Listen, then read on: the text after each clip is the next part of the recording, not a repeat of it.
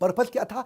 Conventional पढ़ाई को challenge कर देंगे। हाँ, ये जो लिख करके किताब में पढ़ाया जाता है वो नहीं चाहिए, हमारे को फील्ड में पढ़ाई चाहिए। उसी के लिए उन्होंने विश्व भारती यूनिवर्सिटी बनाई। और ये जो विश्व भारती यूनिवर्सिटी थी, इसी से ही अमर्त्य सेन आए, इसी से सत्यजीत रे आए, इसी से इंदिरा गांधी आई। देश के कई इंटेलिजेंट लोगों को यहां से जन्म मिला है। इन्होंने अपना सारा पैसा नोबेल पीस प्राइज का इसी स्कूल को बनाने में लगा दिया था। हाँ, यहाँ पे अच्छा, इतना इनसे अंग्रेज भी इंस्पायर्ड हुआ करते थे कि किंग जॉर्ज जो इंग्लैंड के थे, उन्होंने नाइटहुड की उपाधि दी, नाइटेड कर दिया इनको 1915 में। लिटरेचर में जो उनका कॉन्ट्रीब्यूशन था उसके लिए। वो अलग बात है, जलियांवाला बाग का जब मैसाकर हुआ तो उन्होंने अपनी सर की उपाधि, नाइटहुड की उपाधि अंग्रेजों को वापस कर दी, बोला नहीं चाहिए तुमसे। और ज्यादातर लोग जानते हैं कि रविंद्रनाथ टैगोर ने 2 नेशनल एंथम लिखे। जन गण मन 1911 में उन्होंने लिखा था, जो हमारे देश का है। आमार सोनार बांग्ला, ये बांग्लादेश का 1905 में उन्होंने लिखा था। लेकिन ज्यादातर लोगों को नहीं पता कि श्रीलंका का मठा, श्रीलंका मठा, ये भी इन्हीं से इंस्पायर्ड निकला।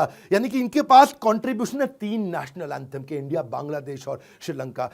जब गाने लिखे तो 2232 लिख दिए, और ऐसे लिख दिए कि पूरा का पूरा Hindustani classical music, Gurbani, inherent folk music of Bengal सब अंदर डाल दिया इन्होंने। ताल जब पढ़ते थे, ताल को सीखा तो बोला ये ताल तो कम है, 6 नई ताल क्रिएट कर दी इन्होंने। इसको बोलते हैं कर्नाटक ताल। कर्नाटक ताल इंस्पायर्ड होकर के 6 नई ताल इन्होंने बना दी, क्योंकि कहते हैं कि जो एग्जिस्टिंग ताल है वो जस्टिस क्रिएट नहीं कर पा रही है। जो लेजेंड थे ना, इनके देहांत के बाद भी आज, अच्छा, स्वामी विवेकानंद उस समय में रविंद्र संगीत कभी कभी इनको गाते हुए देखा जाया करता था। स्वामी इतना पसंद करते थे। रविंद्र संगीत बंगाल में ऐसा है जैसे शेक्सपियर का इंपैक्ट अंग्रेजी पर रहा है। वाइड वैरायटी ऑफ इमोशन है, ऐसा संगीत बनाते थे, अमीर से अमीर, गरीब से गरीब, वो सबको अपना इमोशन उसके अंदर दिखाई पड़ता था। एक गंगा के अंदर नाविक और एक बड़ा पूंजीपति, सब इनके गाने गाया करते थे। इलिटरेट विलेजर से लेकर के एक बड़े से बड़ा लिटरेट इंटेलेक्चुअल स्कॉलर, रविंद्र संगीत जो है ना, बंगाली इंडस्ट्री को और बॉलीवुड इंडस्ट्री को 76 साल हो गए उनको शरीर छोड़े हुए, लेकिन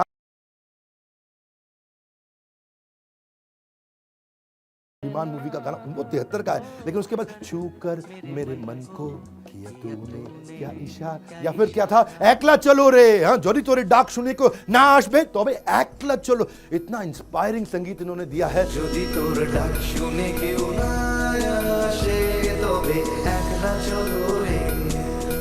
अच्छा, गांधी से इनका झगड़ा चलता था। गांधी से इनकी बनती नहीं थी और बनती भी थी। ये बड़ा कमाल का रिलेशनशिप होता है, क्योंकि गांधी थे नेशनलिस्टिक और ये थे ह्यूमैनिटेरियन। हाँ, गांधी क्या कहते थे, अपना देश ही सब कुछ है, अपना देश ही सब कुछ है, अपने देश के लिए सब कुछ करो। ये कहते थे मानवता के लिए सब कुछ करो, ह्यूमन। हाँ, ये तो दरारें देश की आज ये हैं, कल बदल जाएंगे, परसों फिर बदल जाएंगी। ये दरारें हमसे, मैंने और आपने डाली हैं। गांधी बोलते थे कोई बात नहीं, आप अपनी मातृभाषा का सम्मान करें, हिंदी में भाषण दें। हाँ, आप अंग्रेजी में क्यों बोलते हैं? तो ये बोलते थे कि जिसको जो भाषा समझ में आती है मैं उसमें बोलूंगा। ये ना अपने समय में 2 कदम आगे चला करते थे। ये इंटरनेशनलिज्म में बिलीव करते थे, गांधी नेशनलिज्म में बिलीव करते थे।